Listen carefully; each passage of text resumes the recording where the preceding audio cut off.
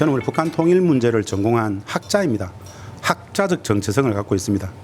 학문은 최초에 어떻게 성립된 줄 아세요? 왜 학문이 필요했는 줄 아세요?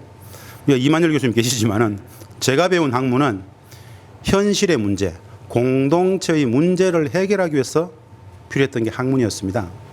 지금은 잡이 됐죠. 학자는 뭡니까 그러면? 공동체의 난제를 해결하는 게 학자의 소명이라고 생각합니다. 저는 행복에 대해서 관심이 많았습니다. 어릴 때부터. 인간 행복, 사람의 행복. 행복 문제를 계속 고민하다가 우리 국민들의 불행을 구조적으로, 근원적으로 불러일으키는 게 하나 있더라고요. 바로 분단이었어요, 분단. 이 분단 체제를, 이 적대적 분단 체제, 이 전쟁 상황을 그대로 두고서 우리 국민들은 행복할 수가 없다라는 결론에 도달했습니다. 그래서 분단 극복, 평화, 통일 문제에 천착했고, 하다 보니까 통일과 평화를 연구하려고 하다 보니까 우리의 한 동포 형제 자매인 북을 모르고서는 한 발짝도 못 나가겠더라고요. 그래서 북측 사회 체제를 연구하게 되었다. 통일 평화 문제, 북한 문제를 전공한 학자이다, 이렇게 보시면 되겠습니다. 지금부터 개성공단 말씀을 좀 드릴 텐데요. 워낙 짧은 시간입니다. 30분이라는 것은. 분단의 역사, 통일, 평화, 개성, 이거 다 가르치려면 어마어마하게 시간이 많이 필요한데요. 분단, 통일, 북 3대 영역을 사실은 함께 이해할 수 있어야 완결성이 있습니다. 혹 30분 이외에 좀 더 체계적으로 알고 싶다 이런 분이 계시면 유튜브 들어가가지고요, 김진향을 치면 너무 많습니다. 그래서 뭘 봐야 될지 잘 모르실 거예요. 노무현 재단 김진향 치면 하나 나오는 게 있습니다. 분단, 통일, 북, 개성공단까지 네 주제를 2시간에 걸쳐서 다룬 게 있습니다. 보시면 그냥 고개가 끄덕여질 수 있는 거니까 그것으로서 전체 강의를 좀 가름할 수 있도록 하고, 오늘은 개성공단 이야기부터 좀 드리겠습니다. 지금 앞에 있는 사진 자료들이 있죠. 먼저 개성공단은 말입니다. 남과 북 누가 하자고 한 거냐면요, 우리가 북측을 설득해서 한 겁니다. 북이 하자고 한 게 아닙니다. 우리가 최초의 북에게 개성공단 남북 경협하자고 했을 때 북측은 매우 시니컬했어요. 무슨 말도 안 되는 소리를 하냐고. 그런 걸 하려면 우선 적대 관계를 청산해야 된다. 우선 전쟁은 끝내야 될 거 아니냐. 전쟁 상태에 어떻게 이걸 한단 말이냐. 전쟁은 끝내자. 전쟁만 끝내면 남북 경협 아니라 그보다 더한 것도 할 수 있다. 근데 우리는 전쟁을 끝내는 문제가 한미 동맹 관계 속에서 휴전협정 문제는 미국의 관계가 굉장히 얽혀 있습니다. 우리가 그렇게 북측을 설득했어요. 남과 북이 신뢰 구축을 하는 과정을 통해서 전쟁도 끝내고 미국도 평화협정에 들어올 수 있도록 할 수 있다. 경제 협력을 통해서 평화를, 신뢰 구축을 하자. 즉 평화를 위한 수단으로서 경제 협력을 제안했던 거예요. 북은 결국 여기에 동의하게 되고 남북이 함께 신뢰 구축을 하기 위해서, 평화를 만들기 위해서 경제 협력을 했다, 이렇게 생각하시면 됩니다. 우리는 퉁쳐서 이렇게 생각해요. 돈 벌라고 했겠지 뭐. 아닙니다. 애초에 개성공단은 남과 북이 신뢰 구축을 위해서, 평화를 제도화하기 위해서 경제 협력의 방식을 채택했다, 이렇게 보시면 틀리지 않습니다. 지금 보시는 자료집의 사진 오른쪽 페이지 위에 이게 1단계 100만 평의 모습입니다. 1단계 100만 평의 모습. 남과 북이 2000년 8월에 합의한 개성공단의 규모는요, 문서상 2천만 평을 합의했습니다. 2천만 평. 이거 지금 보시는 사진의 약 20배. 구두상으로는 남북이 어떻게 합의했냐면요, 1억 평까지 넓혀 나간다는 합의를 했어요. 1억 평이라는 것은 조금 넓은 겁니다. 많이 넓은 겁니다. 1억 평이 어느 정도 될 것인가. 하여튼 넓구나, 이렇게 생각하시면 됩니다. 이 개성공단, 이 땅은 아까 우리가 DMZ 도라산 전망대에서 봤다시피 군사분계선 휴전선으로부터 4.5km, 소위 말하는 남방항, 북방항계선, 남방항계선으로부터 3km밖에 안 됩니다. 원래 저 땅은 어떤 곳이었을까요? 어마어마한 북측의 군사 밀집 지역입니다. 군대를 물렸어요. 개성공단을 만들기 위해서 북측은 2천만 평 안에 있었던 6사단, 64기갑사단, 62포병여단, 6만의 군병력과 군사무기체계, 최전방 병력들을 송악산 후방 뒤쪽으로 약 10에서 15km를 물리고 그 자리에 남측의 기업 약 5천 개를 받겠다라고 땅을 내놓은 게 개성공단 사업입니다. 간단치 않죠. 최전방 정예 무력 6만을 뒤로 뺀다? 우리는 그렇게 못합니다. 그럴 수가 없습니다. 나라가 뒤집어질 거예요. 공론이 엄청나게 분열될 겁니다. 이왕 간에 북측은 평화협을 위한 제도와 이 모두 사실은 김대중 대통령의 6.15 공동선언 거기에 힘입은 바가 진짜 큽니다. 6.15 공동선언은 말입니다. 두 가지 큰 의미가 있습니다. 저는 이렇게 봅니다. 남과 북이 최초로 통일의 방안에 대해서 합의한 합의입니다. 우리 대한민국의 국가의 공식 통일 방안 고유 명사로서 존재합니다. 무엇일까요? 민족 공동체 통일 방안. 맞습니다. 정답입니다. 제가 진짜 많은 곳을 강의하는데요. 이런 경우는 없어요. 진짜 이거 맞추는 분은 우리 대한민국에는 말이면 꼭 아십시오. 우리 대한민국에는 33년 된 국가 나라의 공식 통일 방안이 엄연히 존재합니다. 89년 9월 노태우 정부 때 국회가 비준 공포한 나라의 공식 통일 방안이에요. 그런데 우리 국민들한테 여론조사를 하면 아무도 모릅니다. 거의 대부분 모릅니다. 0.06%가 안 돼요. 말도 안 되죠. 왜 모를까요? 통일 교육의 부재. 안 가르쳐요. 안 가르치기 때문에 모르는 거죠. 그런데 제가 말씀드리고 싶은 건 뭐냐. 6.15 공동선언은 말입니다.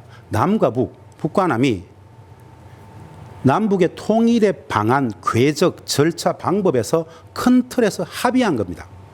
6.15 공동선언 2항에는 이런 합의가 있어요. 남과 북은 나라의 통일 문제를 남측의 연합제안과 북측의 낮은 단계의 연방제안이 서로 공통성이 있다고 인정하고 이 방향에서 통일을 지향시키기로 하였다.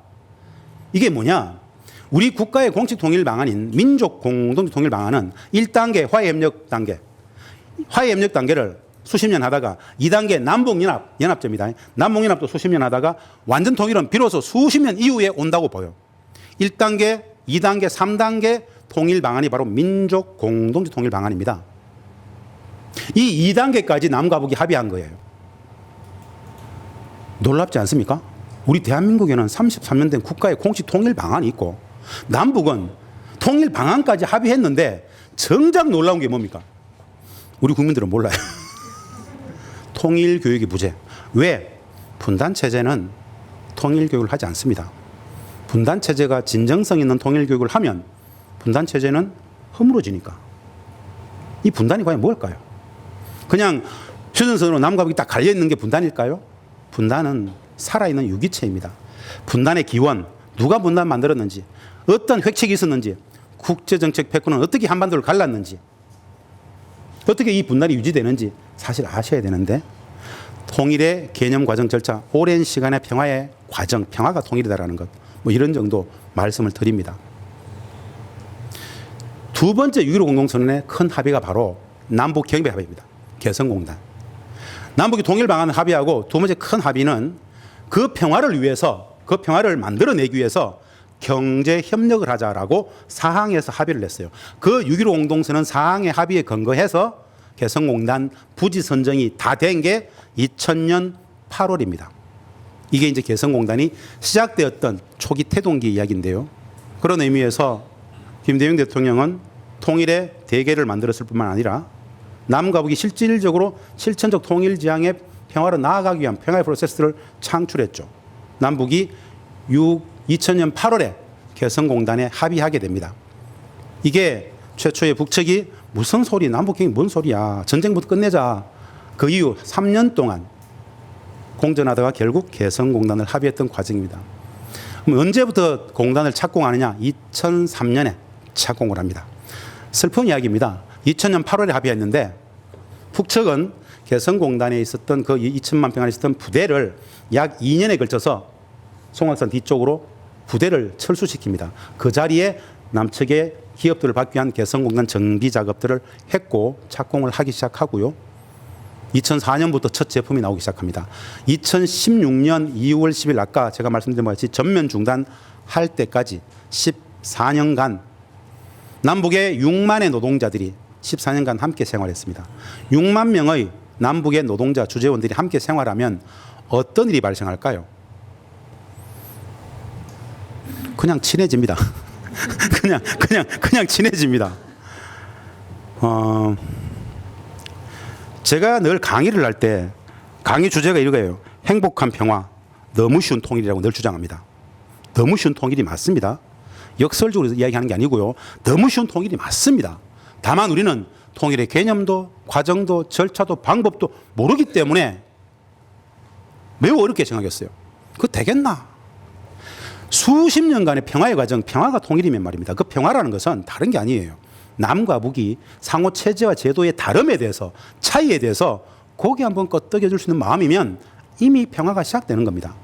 굳이 남과 북의 차이와 다름을 옳고 그름이니 맞고 틀림이니 선과 악이니 이런 이분법적 흑백 논리로 재단하지 않으려는 마음. 다르네. 그래 뭐 그럴 수 있어. 이 마음 한 자락이 지금 평화가 시작되고 그 마음으로 통일까지 완성된다라는 건데요. 이 마음들이 확인된 곳이 개성공단이에요. 가봤는데 말입니다. 남북이 만났는데 우리가 보편적으로 우리 사회의 다문화를 인정하죠. 다양성 존중의 관점에서 인정하지 않습니까? 우리가 다문화 가정을, 다문화를 존중할 수 있는 그 마음에 반이면 남북은 평화가 시작되고 통일도 됩니다. 얼마나 쉽습니까? 왜 제가 이렇게 다문화를 바라보는 인식에 반이면 된다고 했냐? 남북이 만났는데 말입니다. 다문화가 아니에요. 똑같아요. 말도 같고 정서도 같고 생각하는 바가 가치 규범이 윤리가 충, 효, 장유유서 중국을 이해하는 마음, 일본을 대하는 태도 진짜 많은 것이 똑같아요. 다만 경제적 작동 논리가 사회주의 경제일 뿐이에요. 정치적 작동 논리가 공동체성 집단주의가 구현되는 거 있어요. 이거 말고는 똑같아요. 겪어보니까 그렇더라 말입니다. 가장 확실한 한 가지를 확인할 수 있습니다. 가면. 가장 확실한 한 가지를 알 수 있어요. 누가 이야기해 주지 않아도 바로 알 수 있는 게 있습니다. 이건 여러분들한테는 폭력으로 다가갈 수 있는데요. 가서 이래저래 다 만나봤는데, 북측 주민들을 만나봤는데, 대화를 해보는데, 당원들, 관료들 다 만나봤는데, 인정하시든 인정하지 못하시든 관계없이 우리가 절대 진리처럼 받았던 호시탐탐 적화 야욕을 노리는 북한은 존재하지 않더라고요. 지고지순하게 평화를 이야기를 해요. 지고지순하게 통일을 이야기를 해요. 남측 동포에 대해서 진짜 지고지순한 동포로 이야기를 해요. 똑같이 거의 비슷하게. 이런 북한 사람들이 있는데 우리들의 보편적인 상식에는 전혀 다른 북측을 이야기를 해요. 이게 바로 분단체제라는 거예요. 적지 않은 허구, 왜곡, 오도들이 동원되어지는 게 적대적 남북관계 속에서 북을 적으로 이미지화할 수밖에 없었던 구조 속에서의 왜곡이었다라는 겁니다. 이것이 끝풀이 벗겨진 곳이 바로 개성이었어요. 개성은 14년간 남과 북이 같이 생활해요. 일거수일투 함께 생활해요. 같은 공간에서, 같은 사무실에서, 같은 현장에서. 제가 근무했던 2007년, 2011년 그때도 제 부서에도 제가 대북 협상을 담당했단 말입니다. 그럼 제 부서에도 기업 지원 업무를 담당하는 회계사, 세무사, 변호사, 북측 성원들도 같이 있어요. 같이 일을 해요. 똑같은 직장의 동료예요. 그럼 여기에 온 사람들은 북측에서 아주 특별한 사람들을 선발해서 왔는가? 아니에요. 그냥 개성시, 개풍군, 장풍군, 판문군 일대에서 그냥 있는 사람들 다 들어온 거예요. 그래서 그 사람들하고 쭉 생활을 하다 보면은, 분단체제가 진짜 어마어마한 허구적 이미지들을 만들었구나. 그걸 알게 되면 어떻게 됩니까? 분단을 새롭게 봅니다. 누구를 위한 분단일까? 왜 우리는 분단을 살아야 되지? 왜 우리끼리 이렇게 적대해야 돼? 억울해 죽습니다. 분노스럽습니다. 그 진실을 우리 국민들이 인식 공유하지 못하고 있다는 사실 자체를 못 견뎌해요. 이거 알리고 싶어요. 진짜 많은 사람들이. 그것을 또 가로막고 있는 게 분단 체제였다는 말씀을 드립니다. 사진으로 한번 돌아가 보겠습니다. 평화를 위한 경제협력이었어요. 그런데 해보니까 우리 남측 기업들이 돈을 어마어마하게 벌었어요. 제가 아까 버스에서 말씀드렸죠. 땅값을 거의 북측은 한 평에 1제곱미터당 $1. 한 900원 정도 치웠습니다. 그 당시에. 북측 노동자들 임금 2004년 12월 총액 평균 임금이 한 달간 우리 한화로 환산하면 그게 5만 7천 원, 6만 원 정도 될 겁니다. 기본급 5만 원에 연장 근무, 야근, 특근, 수당 다 합쳐가지고 5만 7천 원, 6만 원 정도가 한 달간 북측 노동자들이 일한 대가로 받아갔던 금액이에요. 참 말이 아니죠. 5만 7천 원, 6만 원을 가지고 북측 가구 4인 가족 살아갈 수 있을까요? 북측은 개성공단을 왜 쓸 것인가와 관련해 가지고 이 북측과의 협상 과정 속에서 우리는 다 알았어요. 이들은 절박하게 평화가 필요하구나. 특혜적 조치를 줘서라도 남측 기업들이 돌아가지고 그 남측 기업들이 돈을 벌어야만 제2, 제3의 개성공단을 만들므로써 남과 북이 소위 말하는 두 경제 공동체가 관계가 아주 높아져 버리면 전쟁 나면 둘 다 죽기 때문에 전쟁이 안 난다라는 임마누엘 칸트의 영구 평화이론적 관점에서 김정일 국방위원장은 개성공단을 봤다라는 거예요. 우리가 골든 브릿지를 아시죠? 미국의 맥도날드가 들어간 나라하고는 미국은 전쟁하지 않는다. 사실은 미국은 미국의 기업이 들어간 나라와는 적대적 관계를 잘 생성하지 않죠. 왜? 상업국가이기 때문에. 그랬기 때문에 북측은 미국에게도 원산이든 어디든 특혜적인 공단을 줄 수 있다. 들어오라라고 제안을 했던 겁니다. 물론 미국은 노했지만. 이게 개성공단 사업이었어요. 해보니까 남측 기업들은 그 저임금 구조 속에서 엄청난 특혜를 받았어요. 세금 엄청나게 특혜죠. 세금도 거의 안 받았습니다. 일단 돈 벌으라는 거니까. 그렇게 개성공단에서 남과 북이 14년간 6만 명이 함께 생활했다. 밑에 사진은 2007년 14선을 마치시고 서울로 귀환하시다가 노무현 대통령께서 들리셨던 모습이고요. 다음 장에 해가 떠오르는 모습이고요. 밑에 보시면 개성공단 정입경, 남측에서 이제 입경, 수많은 차량들이 원부자재 싣고 들어오고요. 이 차량들이 나갈 때 완제품을 싣고 나갑니다. 문상 같은 데서는 출퇴근했던 사람들도 있습니다. 아침에 들어와서 저녁에 퇴근했던 사람들. 아까 말씀드렸다시피 오른쪽 밑에 사진에는 그 철도, 당시에 문산 봉동 남북을 오고 갔던 철도 사진이고요. 다음 장에 자전거 보이죠? 5만 5천 명 북측 노동자 중에 약 3천 명이 가까운 거리, 개성공단하고 가까운 마을에 있었던 북측 노동자들은 이렇게 자전거로 출퇴근했고요. 나머지 5만 2천 명은 우리 개성공업지구 지원재단 관리위원회가 운영했던 출퇴근 버스를 타고 출퇴근했습니다. 오른쪽에 북측 여성 노동자들이 출근하는 모습입니다. 조선옷 치마적으로 입고 출근하는 모습. 자전거도 공단에서 제공했나요? 아닙니다. 북측 북측 자기들 북측 자전거 다 등록해 놓습니다. 북측 자전거는 다 넘버 번호판이 다 있습니다. 밑에 오른쪽 밑에 왼쪽 작업하는 북측 근로자 이 회사 삼덕 스타필드인데요. 신발 회사입니다. 3천 명의 북측 노동자가 있었습니다. 3천 명. 여기서 질문. 아주 이거 진짜 개성공단 관계자 중에 핵심들만 아는 사안입니다. 다종다양한 아주 다종다양한 업종이 있었습니다. 주력은 의류봉제죠. 신발도 의류봉제 광의도 보지만 조금 신발 업종 따로 있습니다. 7개 업체가 있었습니다. 이 회사는 남측에 나이키부터 르카프, 뉴밸런스, 뉴발 진짜 많은 회사에 다 납품을 했었는데요. 질문이 뭐냐? 아주 단도직입적으로 이 회사 북측 노동자들 한 달 우리 얼마 줬습니까? 적게 줬을 때는 약 5만 원. 가장 많이 줬을 때가 13, 14만 원 줬습니다. 그걸 제하고 이 회사는 북측 노동자 한 명이 임금을 제하고 나서 남측 기업주 사장에게 한 달에 어느 정도의 돈을 벌어줬을까요? 1인당. 이거 3천 명이 있었어요. 이 회사. 이 계산을 우리는 합니다. 1인당 얼마씩 벌어주지? 사장님들이 모이면 이런 이야기합니다. 야, 김 사장 한 달에 얼마 벌었어? 1인당 이렇게 물어요. 딱 계산 나오지 않습니까? 이 사람들은 대부분 OEM 업체입니다. 임가공 업체예요. 원청한테 받아서 OEM 업체입니다. 이 회사 신발 업체예요. 신발 업종은 그냥 일반 의료 봉제보다는 부가가치가 높습니다. 이 신발 업체는 북측 노동자 한 명이 임금을 제외하고 1인당 남측 사장에게 얼마를 벌어줬을까요? 130만 원. 100만 원이죠? 여러분 놀랍지 않습니까?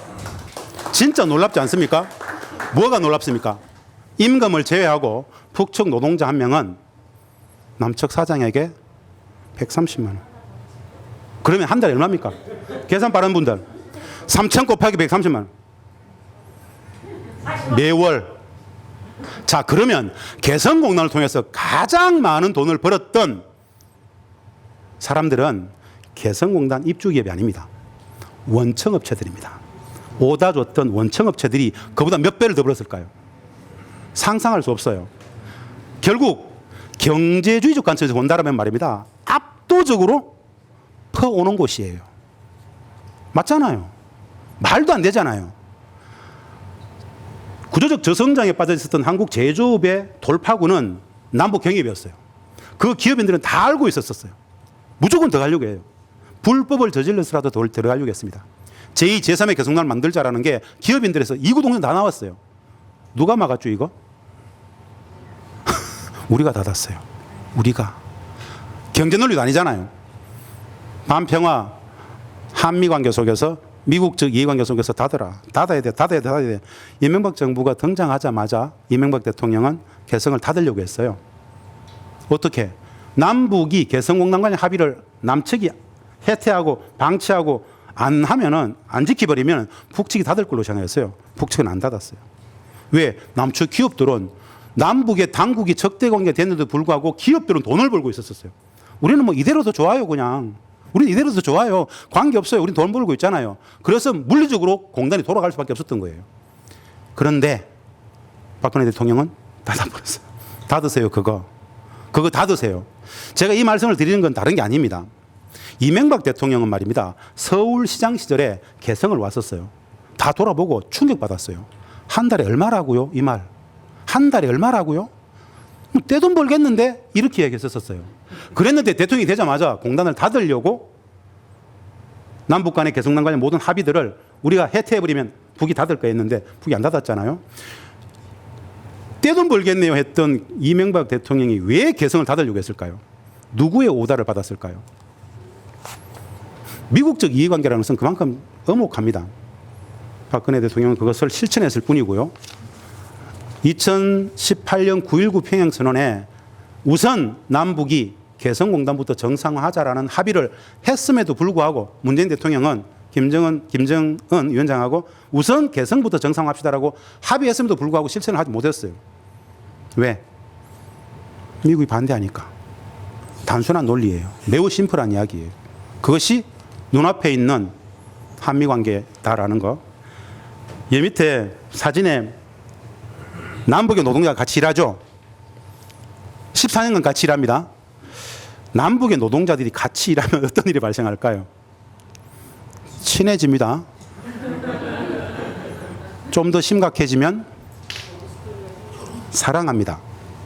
사랑할 수밖에 없어요. 상상도 안 되는 이야기죠. 말도 안 되잖아.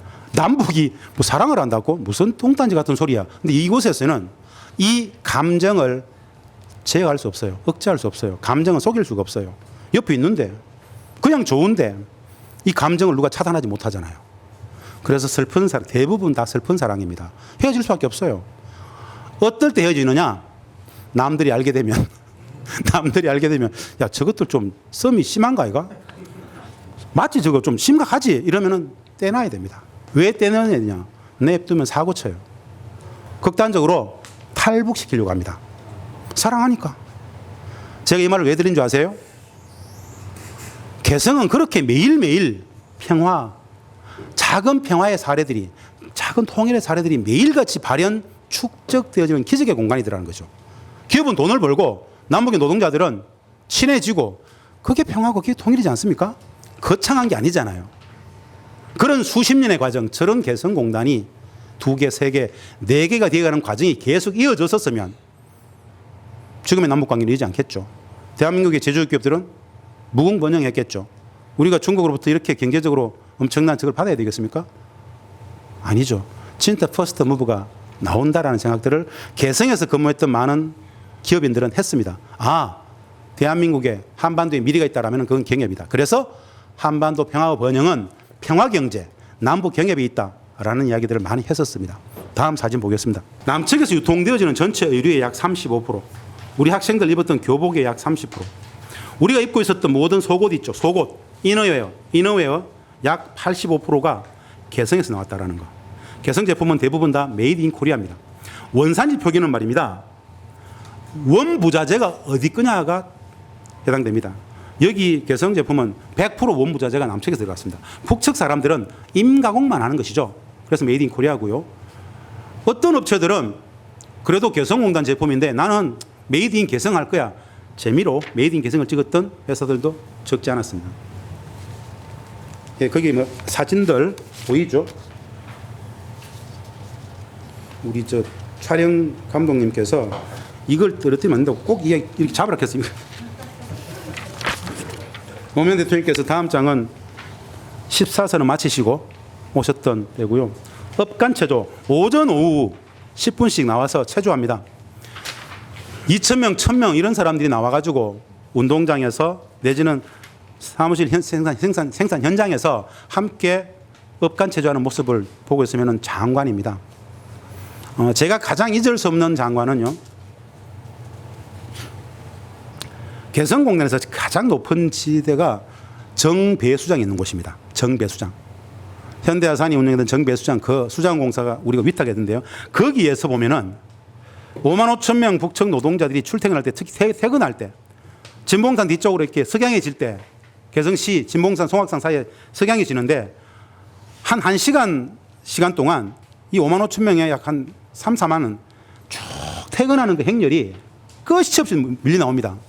다음날 새벽에 6시 반부터 8시까지 또 끝없이 들어옵니다.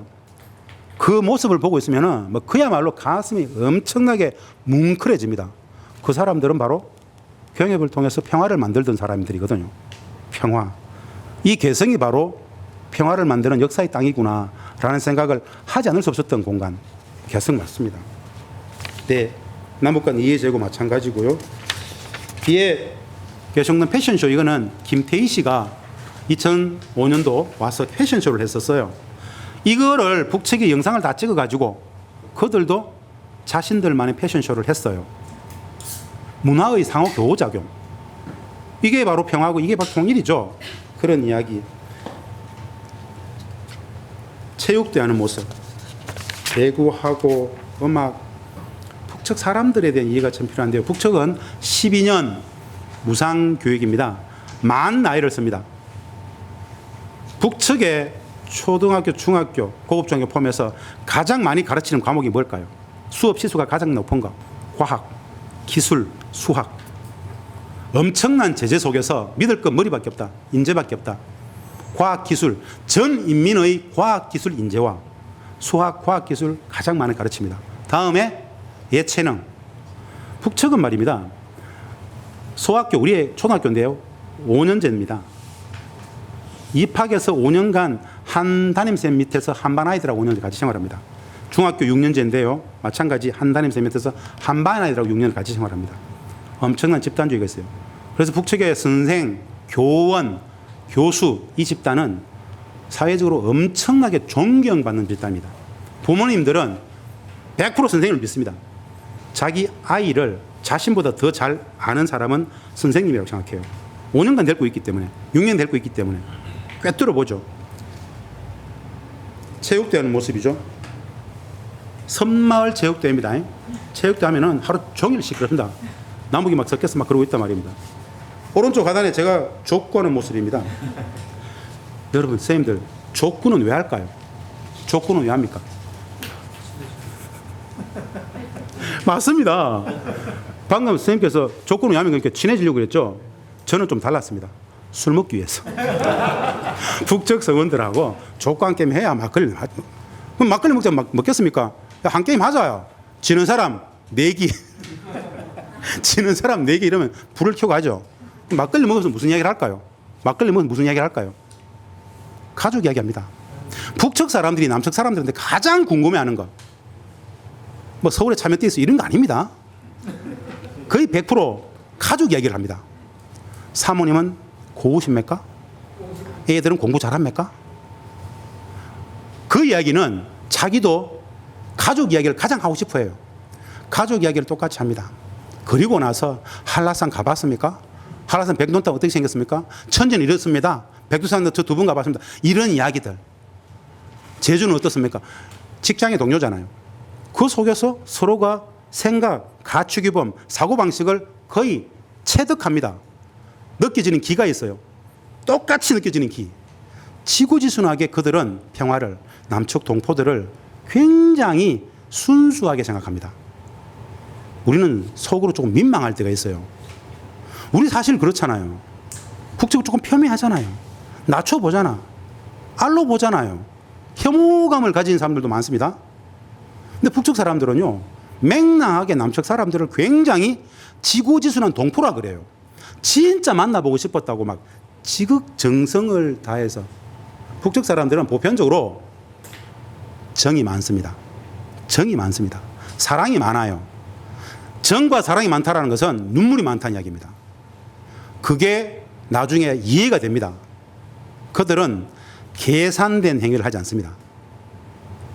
사회주의 경제, 국가 공급 경제, 배급 경제 속에서 돈에 대한 관념 자체가 거의 없습니다. 우리는 모든 관계가 대충 비즈니스 관계죠. 갑을 관계, 상하 관계 하지 않습니까? 북측은 비즈니스, 갑을 상하 관계 자체가 성립하지 않습니다. 부장이든 과장이든 차장이든 아내 데스크든 똑같이 국가 공동체가 맡긴 공적 임무를 수행하고 있을 뿐이에요. 이들의 행정명령 체계는 서로 있을 수 있겠지만 인간적으로는 다 동격이에요. 그래서 이들은 사람 관계가 담백해요. 눈치 안 봐요. 우리는 가장 큰 오해가 엄청난 포갑적 체제 속에서 막 눈치가 막 백단을 갖죠. 이들은 회의를 하면은 회의가 항상 길어져요. 왜? 총 지배인부터 부장까지 사원까지 다 한마디씩 해요. 회의가 안 끝나요. 동격이라고. 이것은 사람에 대한 스트레스가 거의 없어요. 우리 회의하면 어떻게 됩니까? 부장이 지시하는 거 그냥 대충 저거 예 이게 회의잖아요. 그들은 진짜 회의를 해요. 어떻게 생각하나? 다 한마디씩 해요. 경론을 벌여버려요. 제가 늘 했던 이야기가 있어요. 그들한테. 회의 좀 짧게 끝내고 좀 일 좀 하러 가자. 회의가 안 끝납니다. 북측 사람들의 가치규범, 생활양식, 사고방식을 우리가 이해할 필요가 있어서 말씀을 드려봤습니다. 사회주의 경제, 사회주의 정치 작동 논리가 어떻게 되는지를 이해할 필요가 있다는 건데요. 다음 장은 매일같이 협상하던 모습입니다. 매일매일 협상하던. 하루에 많을 때는 7시 반부터 밤까지 4건, 5건씩 4년 6개월 동안 개성에서 대북협상단장으로서 가장 큰 협상은 매년 있는 임금협상입니다. 매년. 임금협상 개성공단 같은 경우에 아무리 많이 올려도 임금 상한율이 딱 정해져 있어요. 5% 이상 못 올려요. 놀라운 사실을 말씀드릴게요. 최초의 북측 노동자들 임금, 기본 임금이 50불이었어요. 50불 기본 임금이었어요. 다음에 1년에 5%는 올릴 수 있잖아요. 50불에 5%는 얼마입니까? 2.5불이잖아요. 근데 놀라운 사실이 뭐냐? 북측은 2005년, 2006년, 2007년 3년간 임금을 동결하자 그랬어요. 우리가 동결하자고 한 게 아니고 북측이 스스로 아직 기업들이 들어와가지고 착건도 안 됐는데 뭘 임금을 올립니까? 3년간 임금 동결합시다. 북은 개성공단을 왜 했을까요? 다시 여쭤봅니다. 우리 사회에 소위 말하는 달러박스다, 퍼주기다, 이 모든 것이 거짓이라는 말씀을 제가 드리고 싶은 거예요. 그들은 돈의 관점에서 개성공단을 하지 않았다는 말씀을 드리고 싶은 겁니다. 그런데 정작 슬픈 게 뭡니까? 우리 국민들은 그런 걸 몰라요. 반대로 알아요. 이게 분단체제라는 것. 거짓, 왜곡, 오도가 넘쳐나도 누구도 이야기하지 않죠. 개성공단 이야기입니다. 협상했던 이야기고요. 제가 가장 힘들었던 협상은 가장 힘들었던 사건은 북측이 남측 직원 110일간 응유했을 때 간첩 행위로 2009년 상황입니다. 실제로 간첩 행위가 있었어요. 그런 곳이었습니다. 개성공단은. 다음 이렇게 협상했던 모습들, 북측의 성원들 김영철 씨라든가 이성권, 박림수 이런 사람들, 이 밑에 북측협상 대표들 2018년 19년 가서 만났을 때 밑에 사진의 모습들입니다. 그 다음 사진은 남북 노동자들이 함께 함께 지내는 일상들을 사진으로 그냥 쭉 생일 케이크 하고 생일 축하하고 점심 먹고 나와서 밖에서 사진 찍고 놀고 했던 직원들, 직장 선들, 그다음 생에 회식, 전체 회식하고 함께 사진 찍었던 모습들 타가소 모습 보이죠? 타가소 협상도 제가 했었는데요. 5만 5천 명의 북측 노동자 중에 1살 미만의 영아를 개성공단에서 약 700명을 항상 운영했습니다. 이거 1살 미만의 영아가 약 700명 항상 있었어요. 오전 오후 2시간씩 올라가서 이 여성 노동자들이 애기들한테 젖 물리고 내려오고 타가소가 아침과 저녁에 제가 항상 갔던, 제가 이 협상을 통해서 타고사를 만들었고 그랬기 때문에 애정에서 항상 갔던 곳이었습니다. 아까 보셨다시피 그 산은 송악산입니다. 송악산. 북측에서는 송악산을 어머니산이라고 합니다. 어머니산. 누워있는 엄마의 형상을 하고 있습니다. 송악산이. 누워있는 엄마의 형상. 그 다음에 만나보고 대화해보라는 시를 적은 것이고요. 에곤바흐, 독일 통일의 주역 에곤바흐. 빌리 브란트 수상의 동방정책을 실제로 만들었던 사람이 이 에곤바흐입니다. 에곤바흐가 2005년도에 개성공단을 보고 이렇게 평가를 했었어요. 어마어마한 극찬이었죠. 독일 통일의 주역 에곤바흐가 이렇게 극찬했던 개성공단을 진짜 슬프게도 우리 국민들은 모른다는 거. 개성공단이 열릴 수 있는 가장 좋은 방법은 뭔지 아세요? 남북 협상이 아니고 한미 협상이 아닙니다. 우리 국민들이 개성공단의 가치를 제대로만 알면 열게 합니다. 우리가 개성에서 가장 많은 임금을 줬을 때 연간 1년간 5만 5천 명 북측 노동자들 전체에게 지급되어지는 총액 임금 플러스 기업들이 돈을 벌어가지고 7년 만에 기업들이 돈을 벌면 돈을 번 해로부터 7년 만에 소위 말하는 영업세 법인세라는 걸 냅니다. 이 법인세까지 포함해서 개성공단의 북측 노동자들이 먹는 식부자재, 점심에 국도 끓여주고 라면도 끓여주지 않습니까? 그 모든 금액을 2011년 12월 달에 계산해 본 적이 있습니다. 아무리 많이 계산해도 연간 1억 달러가 안 됐어요. 우리는 그 1년간 소위 말하는 GDP 기준으로 최종 생산물의 최종 소비자의 기준으로 개성공단을 통해서 얼마를 벌어왔을까요? 납품 가격입니다. 원청업체의 납품 단가 가격 기준으로 27억 달러. 이게 개성공단이에요. 말도 안 되죠. 자본주의 경제 논리로서는 이게 설명이 안 됩니다. 특혜였기 때문에 가능했던 겁니다. 우리가 왜 개성을 닫았는가? 평화도 아니고 경제도 아니었어요. 분단체제를 유지해야 되기 위해서는 개성공단 같은 게 생기면 안 됩니다. 남북이 서로를 알게 되면 안 돼요. 특히 남측의 국민들이 개성공단을 통해서 북측 사람들과 대화를 하면서 북측을 알아가는 과정이란 것은 분단체제가 허물어질 수밖에 없는 구조로 갑니다. 그게 가장 두려웠던 거예요. 정보를 독점하고 북측은 나쁜 놈들이야라고 딱 표명을 시켜야 되는데 아니잖아 라는 사람들이 늘어남으로써 그 정보가 확산되는 진짜 많이 두려워했죠. 그래서 공단은 닫아야 되는 게 그들의 생각이었고 결국 무지막지하게 닫아버렸던 겁니다. 빌미를 만들어서 닫았던 것이다 라고 보시면 되겠습니다. 마지막으로 제가 이 말씀을 드리고 강의를 끝내겠는데요. 북측이 올해 2월 달에 해외 동포 권익 옹호법이라는 걸 발표했습니다. 해외 동포 권익 옹호법. 어마어마합니다. 짧게 말씀드리면 외국 국적을 가지고 있는 조선민족, 우리가 생각하는 해외 동포가 똑같습니다. 이 해외 동포들한테 북측으로의 자유로운 왕래, 여행, 장기 체류 그리고 거주, 취업의 권리를 보장한다고 발표했어요. 그 해외 동포들의 가족, 자녀들에 대해서 수학여행도 받아주며 유학도 받아주겠다. 장기적인 연구 학업도 다 받아주겠다. 그리고 교류협력뿐 아니라 마지막에 해외 동포들의 북측에 대한 투자, 경제협력을 적극 권장한다고 하면서 특혜를 주겠다 그랬어요. 그 특혜의 내용에는 개성공단 기업들한테 제공했던 특혜들이 대부분 포함이 되고 있어요. 이게 올해 2월에 북측이 70년 해외동포 정책 역사상 가장 획기적인 발표를 한 게 해외동포 권익 옹호법의 발표입니다. 그럼 언제부터?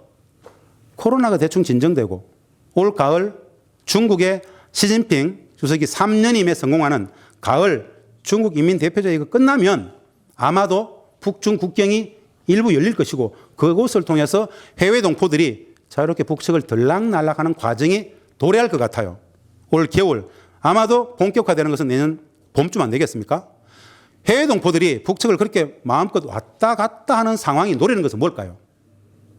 정보 독점을 정면 돌파하고 그 많은 스토리들이 수많은 SNS를 통해서 전 세계가 공유되어지는 상황. 해외 동포들이 북측을 들락날락하면서 많은 스토리들을 전 세계와 공유해버리는 상황이 걷잡을 수 없는 교류협력의 물결을 만들 것이다. 4.27과 9.19 약속을 했음에도 불구하고 인적 교류와 사회문화 교류를 합의했는데 우리 문재인 정부는 미국과의 관계 속에서 하나도 인적 교류도 아무것도 못했지 않습니까? 그거를 돌파하려는 북측의 고육지책 내지는 사실은 상당한 자신감, 사상적으로나 정치적으로 경제적으로 어느 정도 자신감이 생겼기 때문에 열겠다. 기존에는 안 열었어요. 왜 안 열었는가? 북미 간은 미북 간은 전쟁 중입니다. 전쟁 중이기 때문에 그런 걸 열게 되면은 수많은 스파이들이 준동할 수 있다라고 해서 안 열었어요. 그런데 다 열겠다는 거예요. 오라는 거예요. 그것이 미칠 파장이 남측의 여러 시민사회들도 해외 동포들이 들락날락 하게 되면은 움직일 겁니다. 그것이 아마도 내년 이후에 한반도 통일의 질서들을 굉장히 많이 활성화시키는 기폭제가 될 것이다라는 생각을 하고 있다는 정도로 이 정보를 공유 드립니다. 유튜브 들어가서 해외 동포 권익 옹호법을 한번 또 쳐보시기 바랍니다. 감사합니다.